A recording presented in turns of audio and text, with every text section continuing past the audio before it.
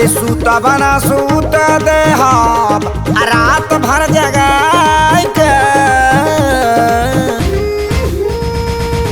सूता बना सूत दे हम रात भर जगाई के, करे द परेड रानी चटाई बिछाई के, करे द परेड रानी चटाई बिछाई के, करे द।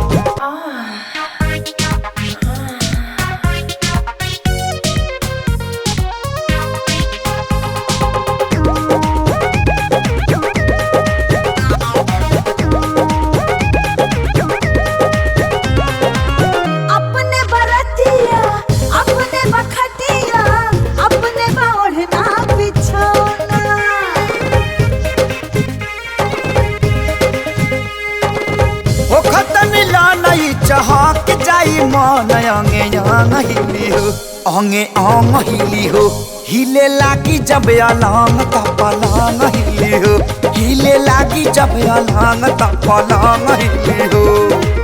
मन चाहे जतना तू खेलाए राजा, अपने तबाटे खेलाना।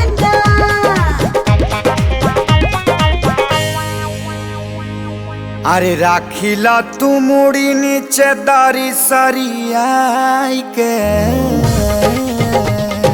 बेड पर ए राजा बेड पर परेड कोहरा गोदी में उठाए के, करे द परेड रानी चटाई बिछाई के, करे द परेड।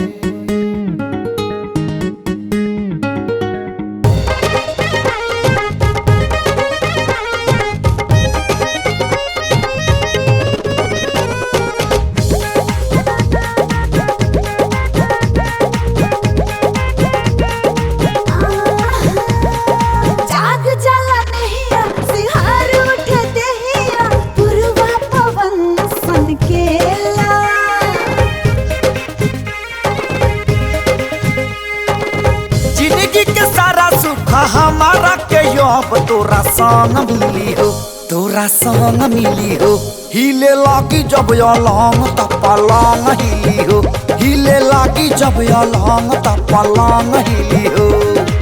ए राजा जब तू कसेला कवरिया, पूरा शरीर झनकेला। अरे खाना बाटे नीमन आज आघा जाई बखाई के,